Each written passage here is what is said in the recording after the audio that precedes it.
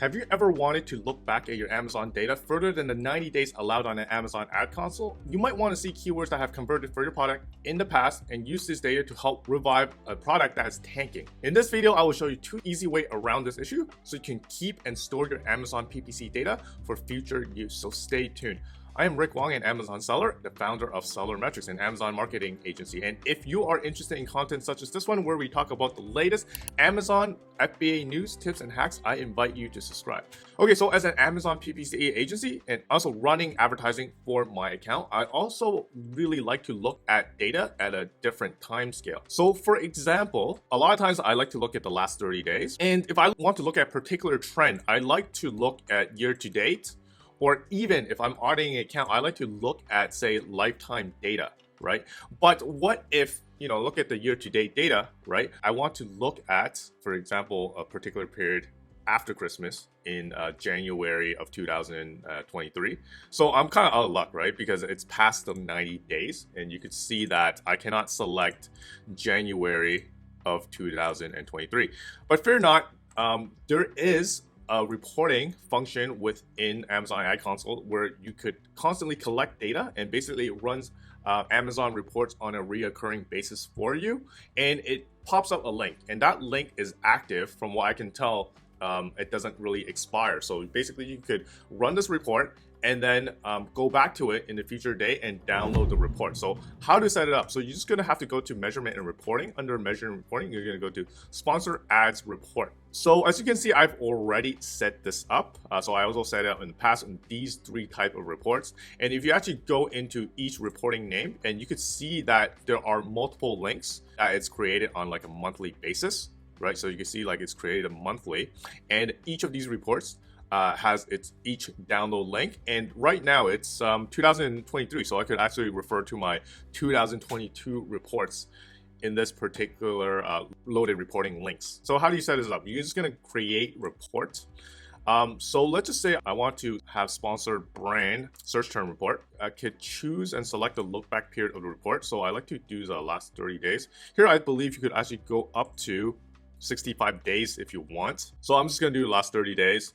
And then you could actually add different recipients' email. So let's just say once it's loaded, you want to have it notified your team. You could do so. So I'm not going to put anything here. It's actually going to go into my account anyways. The key thing is the request time. You will select reoccurring, how often it reoccurs. That's up to you. But for me, I like to do it on a monthly basis. So I would put monthly. So it makes sense, right? My reporting period is 30 days, which is a month. And then I want it to be run on a frequency of 1 month. So basically the reporting period and also the frequency kind of match. So that makes sense. In terms of end date, so you have to set an end date. So there's no option for it to like run in perpetuity. The furthest you could go is 2 years out at the end of 2025. So that would be December 31st. So right now it's 2023. So I guess you could need to put like a reminder to yourself 2 years in the future to kind of create this process again. Schedule a report, and it's processing. So you could go back to your reports screen and you can see that it's created. So you can see like this like toggle right here.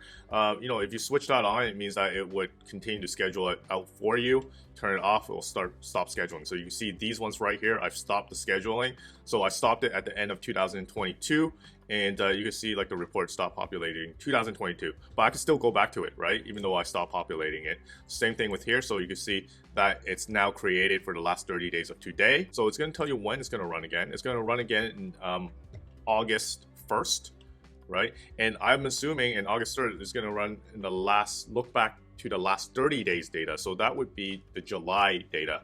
And then once created, the link is there for you to download in a future date.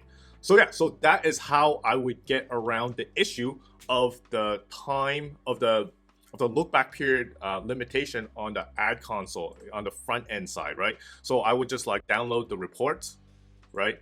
And then just do what I need to do with it, like pivot tables or whatever, right? So I'm not going to talk about the specific analysis on that. That's probably for another video. Okay, so the next method is actually using software. So specifically Amazon PPC software to kind of collect the data. So for us, we have a dedicated software, like a proprietary software, SellerMetrics, which you can see that collects data on a daily basis, right? So what software does is that it would hit up Amazon, collect that daily data, and then what the software does is just apply it on a daily basis, just append it, and then you'll collect the data through time or however long that you use the software for, right? So for every software, we could actually grab data for the last 60 days. So for example, today is July 12th. We could collect data up to say May 12th, right? So that's as far as we go. But from that day on, we could constantly collect data for the period of time that you are subscribed with us. We'll continue to collect your data. So you could see that I could actually like look back specifically for like, March, for example, which is past like that 90 days period from today.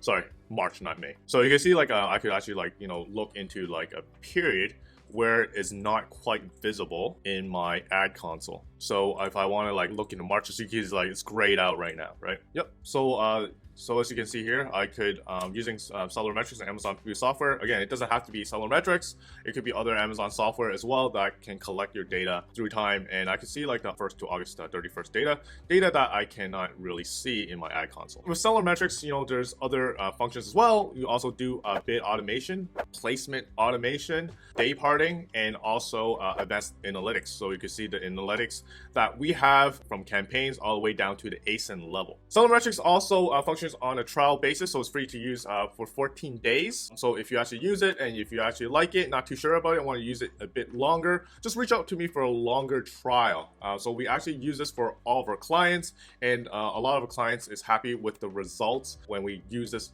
against their account. Right? On Amazon, having actionable data makes all the difference, and having them in your fingertips can elevate your Amazon game. I really hope that you enjoyed this video, and if you are an Amazon seller and want to grow your business, schedule a discovery call with me in the link below, and until the next video drop, happy selling.